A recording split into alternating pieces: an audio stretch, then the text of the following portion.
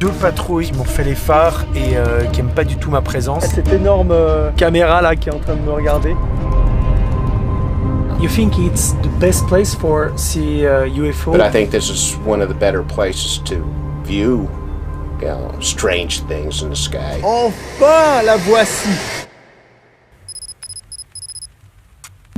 Ok.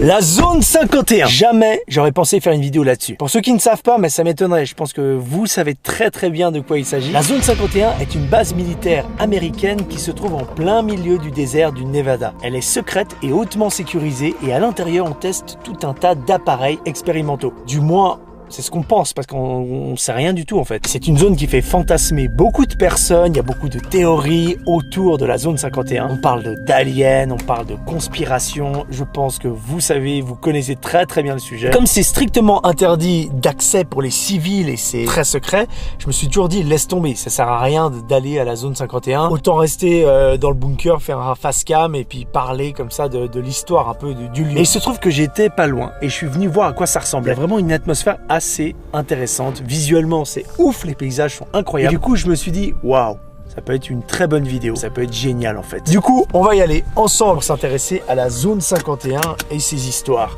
J'espère que vous êtes prêts à dépasser le mur du son. C'est parti.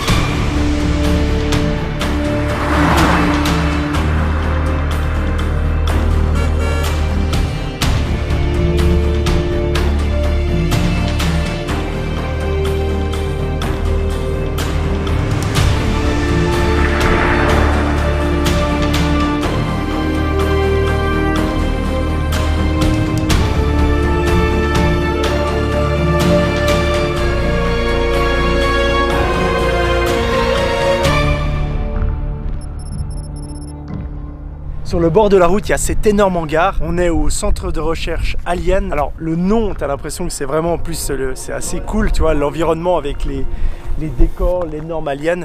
Mais en fait, c'est simplement un magasin qui regroupe plein d'articles par rapport aux aliens et tout le folklore de la région.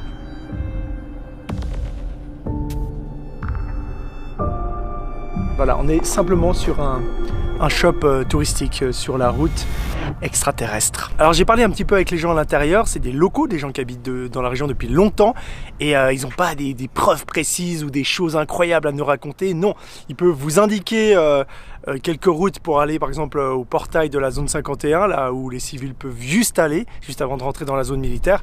Mais voilà, il n'y a pas de preuves ou de trucs incroyables. Voilà. On va continuer cette route en direction de Rachel. Rachel, c'est la ville la plus proche de la zone 51. Donc c'est parti.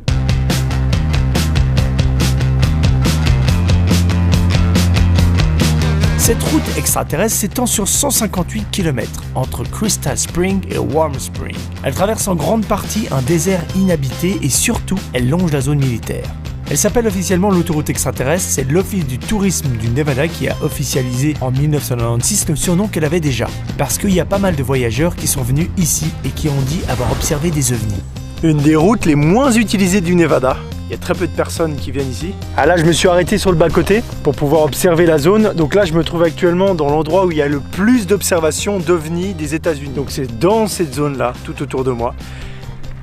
Et la zone 51 se trouve là-bas, juste en face.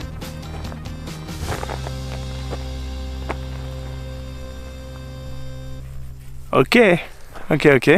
Pour l'instant, en tout cas, c'est très joli, c'est très calme.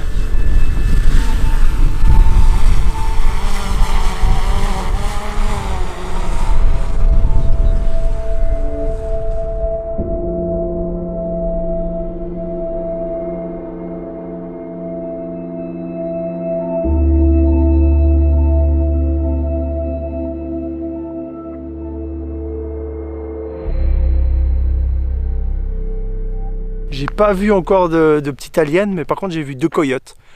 Donc je suis hyper content. Allez, on continue. Bon, parlons un peu de cette zone 51. D'abord, il y a cette plus grande zone de 12 000 km², le Nellis Air Force Range. C'est un territoire qui est contrôlé par l'USAF, la force aérienne des États-Unis. La grande zone a notamment connu des essais nucléaires. Et notre zone 51 est juste ici. Alors, elle a l'air toute petite comme ça, mais c'est quand même 155 km². La zone a aussi beaucoup de surnoms, genre Dreamland, Neverland, Paradise Range, The Box et plein d'autres trucs encore. Moi, c'est dans la série X-Files que j'ai découvert cet endroit. Comme je vous l'ai dit, ça fait des années qu'on en parle et qu'il y a tout un tas de théories d'ufologues et de conspirationnistes qui sortent sur cet endroit parce qu'en fait, on ne sait rien et forcément, ça fait fantasmer. Pour certains, cet endroit aurait un lien avec le crash à Roswell, là où un prétendu vaisseau spatial extraterrestre se serait crashé en 1947. Le gouvernement cacherait des corps et des vaisseaux d'aliens dans la zone. Il faut savoir qu'elle n'est jamais apparue sur une carte avant ces dernières années. Et le gouvernement américain a longtemps rien dit dessus. Mais depuis 2013, 6 ans seulement, c'est pas très vieux, les autorités ont reconnu l'existence de la zone 51 grâce à des documents déclassifiés par la CIA, qui parlent d'essais secrets de l'U-2, un avion espion développé dans les années 50 en pleine guerre froide. The moment I was inaugurated, my hand would just, it'd still be hot from touching the Bible, and I would immediately race to wherever they have the files about Area 51 and UFOs, and I go through everything to find out what happened. Right. Did you do that?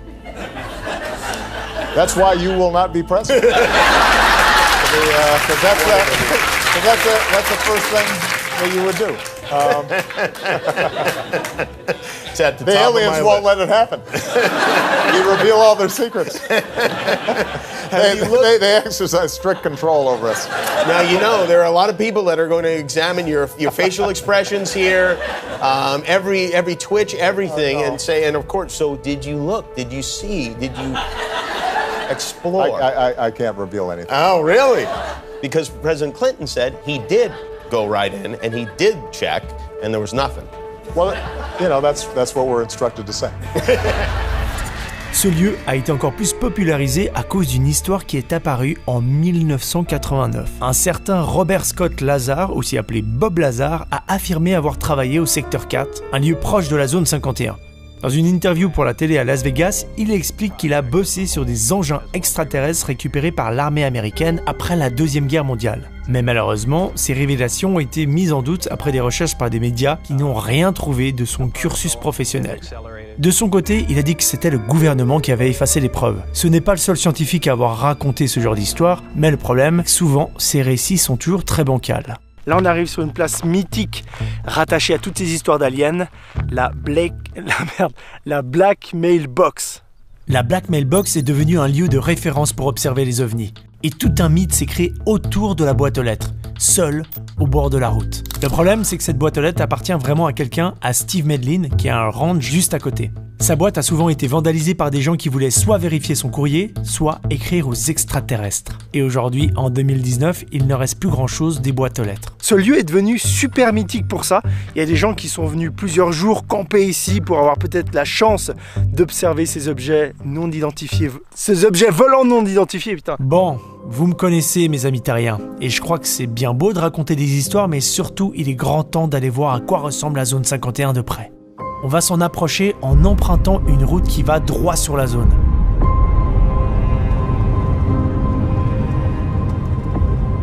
Et je dois vous avouer qu'à ce moment précis, je me sentais pas bien. Parce que j'avais besoin de péter. Et bien voilà, je suis arrivé à la limite d'où je pouvais aller. Je m'attendais pas à ça, je m'attendais avec une... je sais pas, un poste de garde, etc. Mais en fait, non, c'est juste des panneaux comme ça. Voilà, là, je suis dans la partie civile et je peux pas aller plus loin. Vraiment, je peux pas aller plus loin. C'est une zone ultra surveillée, ultra sécurisée. Vous connaissez le truc. Il y a des barbelés, etc. Si je vais plus loin, je peux me faire arrêter, aller en prison et puis même me faire tirer dessus. Voilà, il y a des histoires comme ça qui traînent. Cette énorme caméra là qui est en train de me regarder. J'ai toujours trouvé ça un peu naze d'aller aux abords de la zone 51, enfin ça sert à rien. Et en fait, c'est quand même pas mal. Il y a une atmosphère un peu bizarre, enfin tu te dis, voilà, il se passe des choses de l'autre côté. On pourra pas aller plus loin les gars, mais c'était déjà pas mal. J'ai pas eu le temps de plus filmer parce que sans rigoler, une patrouille est arrivée sur moi. Deux patrouilles qui viennent d'arriver, qui m'ont fait les phares et qui n'aiment pas du tout ma présence. C'est interdit de filmer, hein. Du coup, je vais me barrer parce qu'ils m'ont bien fait comprendre que j'étais pas le bienvenu. Et il n'y a pas le droit de photographier, il n'y a pas le droit de filmer. Voilà, on va se barrer vite. Je suis arrivé dans la ville de Rachel, c'est une toute petite ville d'une 50aine d'habitants, mais c'est surtout la ville la plus proche de la zone 51. Et ici aussi, on surfe pas mal sur la vague des aliens avec ce motel-restaurant. C'est un peu l'endroit principal de la ville où il y a toute une déco autour des extraterrestres.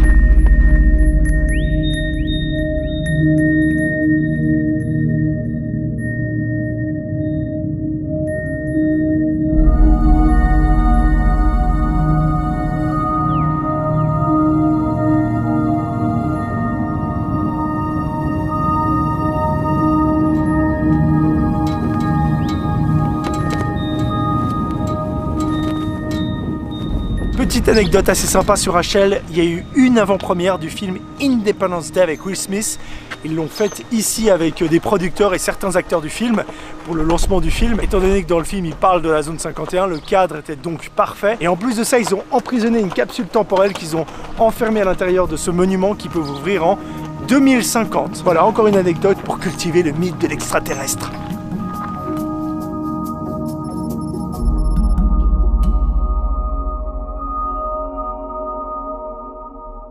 Tout à l'heure en me baladant, j'ai fait la rencontre d'une personne incroyable, je vais vous la présenter, qui est là depuis quelques années et qui a sûrement des choses à raconter. C'est un passionné d'OVNI, on va aller voir avec lui, là il m'invite chez lui, on va discuter un petit peu.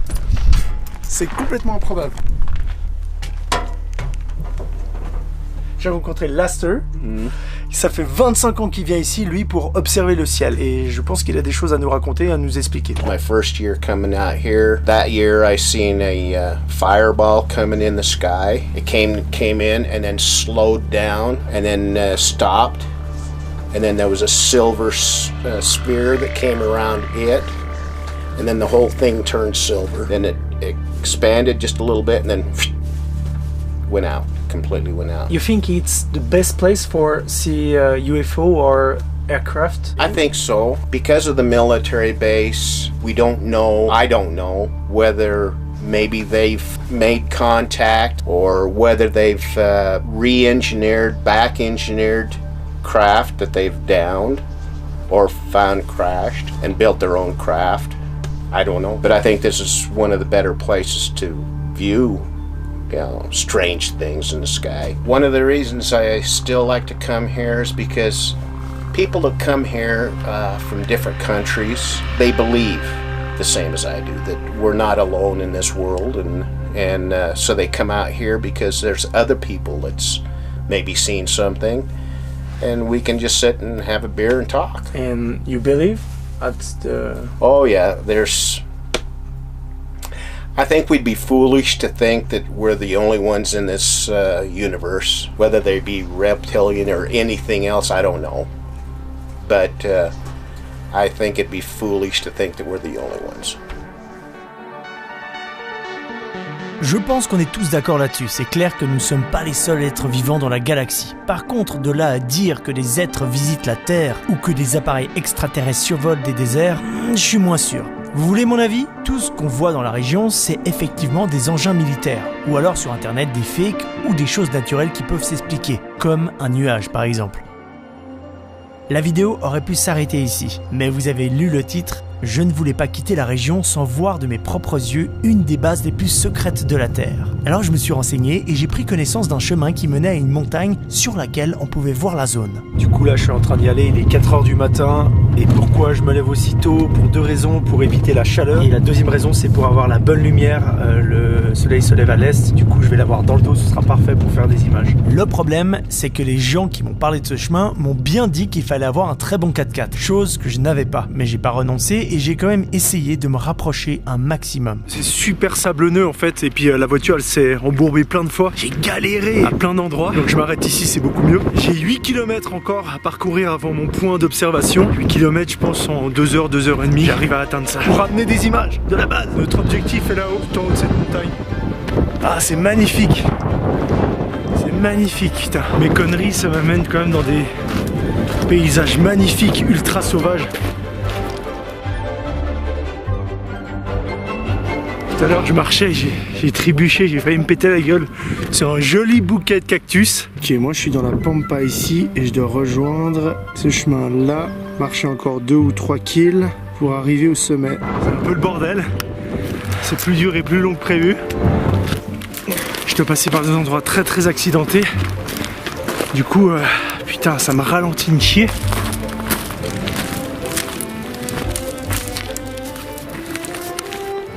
Donc ça c'est la route, c'est là d'où je viens. Je viens de me faire surprendre par un rattlesnake, c'est un serpent à sonnette. Là je suis à 5 mètres de lui parce qu'il est pas content et je vais pas faire plus, tu vois, parce qu'il est vraiment en mode casse-toi d'ici quoi. C'est impressionnant le bruit qu'elle fait, je sais pas si vous arrivez à entendre. Magnifique. Oh my god! Oh mon Dieu, c'est un serpent à sonnette. C'est un magnifique prédateur. C'est une rencontre incroyable. Je lui ai fait peur en débarquant dans son espace. Il me le fait bien comprendre en faisant vibrer le bout de sa queue. Les cas mortels restent rares, mais les morsures sont dangereuses. Du coup, si vous en voyez un, ne vous approchez pas, admirez-le de loin. Et prenez les précautions nécessaires si vous allez vous balader dans le désert. Get out, ok? Vous regardez, Bob Cobra, l'herpétologue. Putain, je kiffe vous transporter avec moi et vous filmer des choses comme ça. Et tout est magnifique. La petite aventure, la vidéo, l'environnement.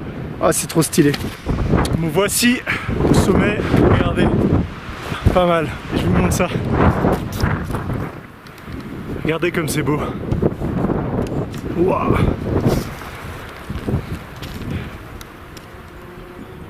On est à 2400 mètres. Je sais pas si vous m'entendez bien avec le vent. Et ce qui nous intéresse est juste devant moi. Il y a la base. Enfin, la voici. La base la plus secrète des États-Unis. À vol d'oiseau, on est à environ à 10 km. On voit plusieurs bâtiments, il y a des hangars, une sorte de tour, plusieurs pistes d'atterrissage. Putain, c'est quand même pas mal.